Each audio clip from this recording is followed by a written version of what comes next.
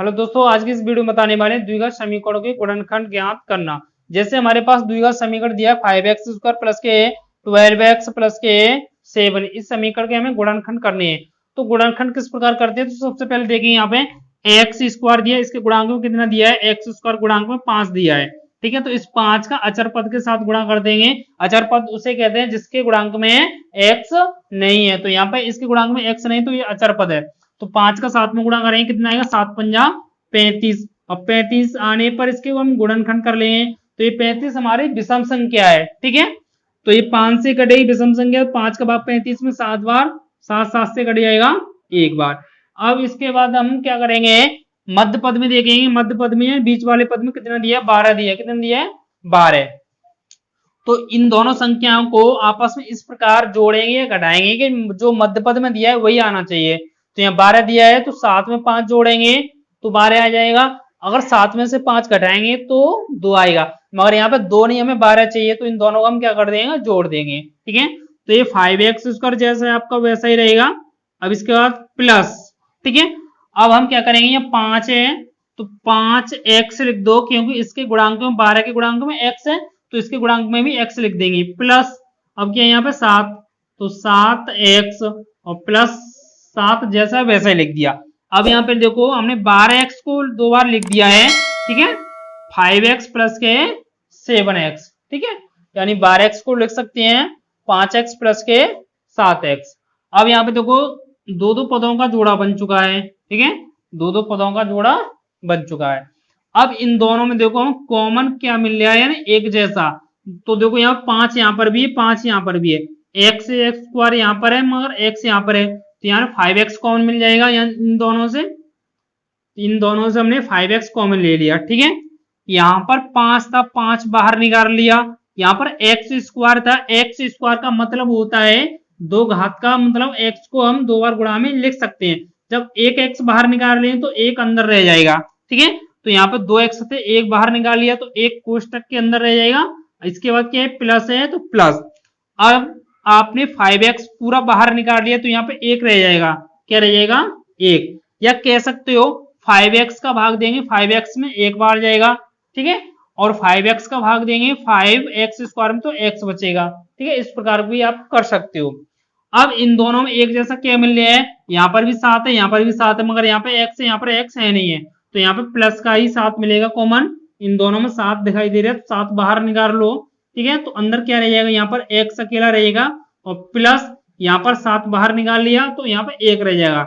या कह सकते हैं 7 का 7 में भाग देंगे एक बार। ठीक है, अब ये दोनों कोष्टक देखो एक जैसे आ रहे हैं तो आपका समीकरण सही हो रहा है। जब ये दोनों कोष्टक एक जैसे ना आए, अलग अलग आए, तो आपका समीकरण कहीं गलत हो रहा है। ठीक है, अब हम क्या करेंगे, इन दोनों का एक कोष्टक लिख लेते हैं, x प्लस के 1, या कह सकते हैं इन दोनों से x प्लस के 1 कॉमन ले लिया, तो अगले कोष्टक में क्या रह जाएगा, 5x रह जाएगा। ठीक है, और प्लस क्या रह जाएगा, 7।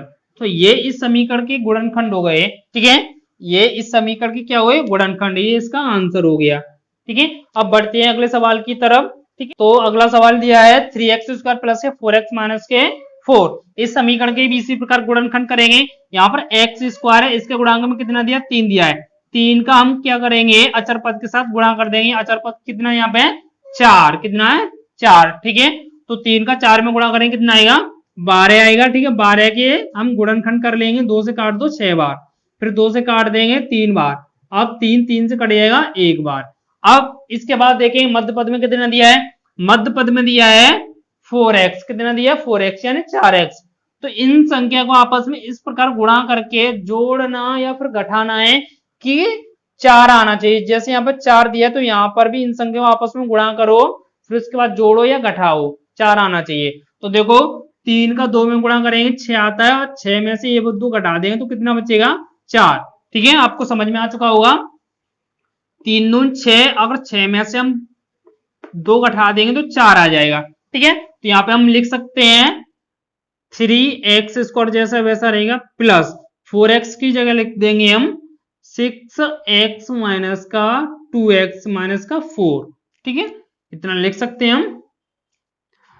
तो यहाँ पे देखो 4x की जगह लिख दिया 6x माइनस का 4x, यानी 6x में से 2x घटाएंगे तो क्या बचेगा, 4x बचेगा। अब इसके बाद हम क्या करें, दो दो अंकों का जोड़ा बना लो, दो दो अंकों का जोड़ा बना लिया, ठीक है। अब देखेंगे यहाँ पर 3x² है और यहाँ पे 6x, क्या है 6x। तो देखो 3 और 6 कितने के पाड़े में आते हैं, ठीक है 3 के पाड़े में आते हैं, 3 और 6 3 के पाड़े में। तो यहाँ से हमें पता चल गया इन दोनों से 3x कॉमन मिल जाएगा, क्योंकि x² यहाँ पर x है, यहाँ पर है, तो x भी दोनों से कॉमन मिलेगा। और 3 और 6 3 के पाड़े में आते हैं, तो यहाँ से हम 3x कॉमन ले लेते हैं, ठीक है। या कह सकते हैं 3x का 3x² में भाग देंगे, यानी भाग देंगे तो x बचेगा, ठीक है। इतना समझ में आ गया होगा।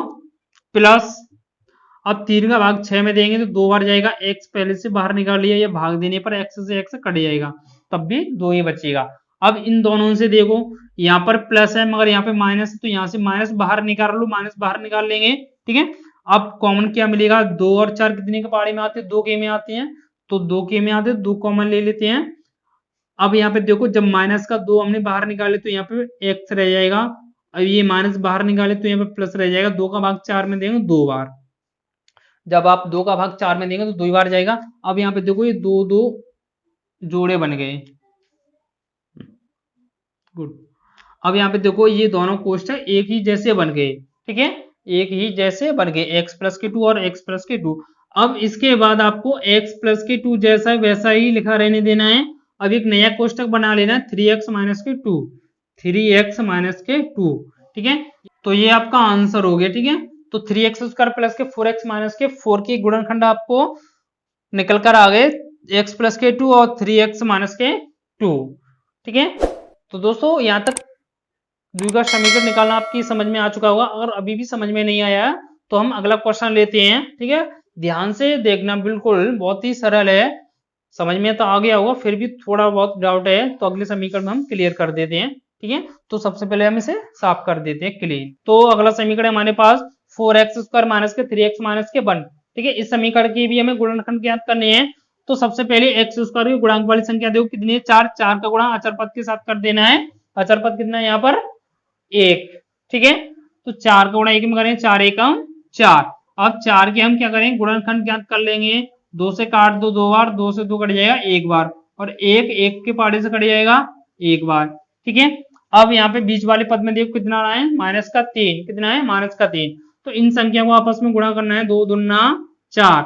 अगर 4 में से हम ये वाला 1 घटा देंगे तो कितना बचेगा 3, मगर यहाँ पे हमें -3 लेकर आना है, तो हम क्या करेंगे, माइनस का यहाँ पे 4 कर दो, ठीक है, -4। अगर हम 1 में से ये प्लस का हो जाएगा 1, ठीक है। जब 1 में से 4 घटाएं तो -3 बचेगा, जब 1 में से 4 घटाएंगे तो कितना -3 बचेगा। तो लिख सकते हैं 4x² जैसा वैसा रहेगा माइनस, ठीक है। तो यहाँ पे लिख दो, माइनस का 4 है तो माइनस का 4x, और ये प्लस का 1 है तो प्लस का 1x, और माइनस का 1। अब यहाँ पे दो दो अंक पदों का जोड़ा बन गया है, अब यहाँ पे दो दो पदों का जोड़ा बन गया। अब यहाँ पे तो 4x यहाँ पर भी है, 4x यहाँ पर भी है, तो 4x तो हम दोनों से कॉमन मिल जाएगा, तो 4x दोनों से कॉमन मिल जाए, बाहर निकाल लिया। अब यहाँ पे x² था तो यहाँ पे x एक ही रह जाएगा, केवल माइनस है, माइनस लगा दो, 4x बाहर निकाल लिया तो यहाँ पे 1 बचेगा, यानी कह सकते हैं 4x का 4x में भाग देंगे तो 1 बार जाएगा। अब इन दोनों से क्या कॉमन मिल रहा है, यहाँ पर x है, यहाँ पर 1 है, तो देखो इन दोनों से कॉमन कुछ नहीं मिल रहा, तो इनके गुणांक में एक संख्या होती है, इनके गुणांक क्या होता है 1 मानते हैं, ठीक है। तो यहाँ से हमें 1 कॉमन मिल जाएगा, वो भी प्लस का, ठीक है। तो यहाँ पे माइनस है, यहाँ पर भी माइनस है, तो इसके लिए प्लस का ही रहेगा 1। तो यहाँ पर x और माइनस का 1 जैसा है वैसा ही रहेगा, ठीक है। जब ये दोनों कोष्ठक एक ही जैसे आने लगे हमारा समीकरण सही हो रहा है। अब हम क्या करें, इन दोनों से एक कोष्ठक यही रहेगा x माइनस के 1। अब एक नया कोष्ठक बनाएंगे 4x, ये वाला लिख लो, प्लस का 1 ये लिख लिया, ठीक है। ये समीकरण के गुणनखंड हो गए, ये इसका आंसर हो गया। 4x² माइनस के 3x माइनस के 1, इसके गुणनखंड कितने आ गए, x माइनस के 1 और 4x प्लस के 1। आपको हमारा ये वीडियो कैसा लगा कमेंट करके कमेंट बॉक्स में जरूर बताएं, और अगर आपको वीडियो हमारा अच्छा लगा तो प्लीज वीडियो को लाइक कीजिए, चैनल को सब्सक्राइब कीजिए, एवं बगल में दिए गए बेल आइकन के बटन को प्रेस कीजिए, जिससे हमारे आने वाले नई नई वीडियो को नोटिफिकेशन आपको समय पर प्राप्त होते रहे। Thank you so much.